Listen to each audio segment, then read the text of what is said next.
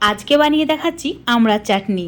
তার জন্য চুলোর উপর কড়াই নিয়েছি, তাতে 2 চামচ মতো সর্ষের তেল নিয়েছি। তেল গরম হয়ে গেলে দিয়ে দিতে হবে 2টি শুকনো লঙ্কা, 1টি তেজপাতা 2 টুকরো করে, হাফ চামচ কালো সর্ষে, তার সঙ্গে হাফ চামচের একটু কম 5 ফোড়ন। এখন এই 4টি উপকরণ লালচে করে ভেজে নিতে হবে। তারপর অ্যাড করে দিতে হবে আমড়া। আমি এখানে একদম কচি দেখে আমড়া নিয়েছি।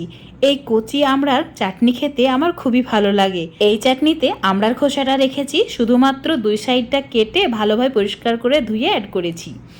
1-2 মিনিট মতো ভেজে নেওয়ার পর এতে অল্প নুন আর হলুদ অ্যাড করে দিতে হবে। তারপর আরও 1-2 মিনিট মতো ভেজে নিতে হবে লো ফ্লেমে। দেখতেই পাবে একটু লালচে লালচে কালার হয়ে যাবে, তখন দিয়ে দিতে হবে জল।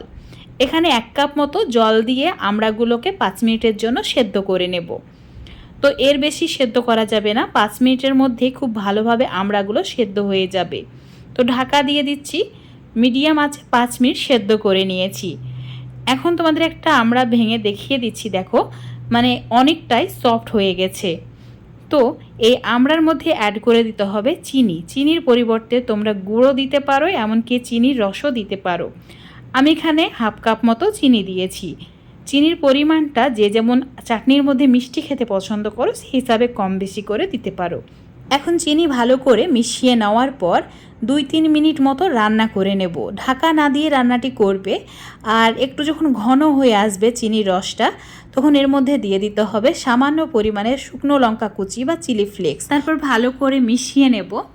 এখন মিশিয়ে নিলেই দারুণ সুস্বাদু চাটনি আমাদের রেডি হয়ে যাবে। আজকের এই আমড়ার চাটনিটা একবার এভাবে ট্রাই করে দেখবে, সত্যি বলছি যাকে খাওয়াবে সেই প্রশংসা করবে। খুবই সুস্বাদু হয় আর দারুণ দেখতেও লোভনীয় হয়। এই গরমের দুপুরে এইরকম যদি ভাতের পাতে চাটনি থাকে তাহলে তো জাস্ট জমে যায়।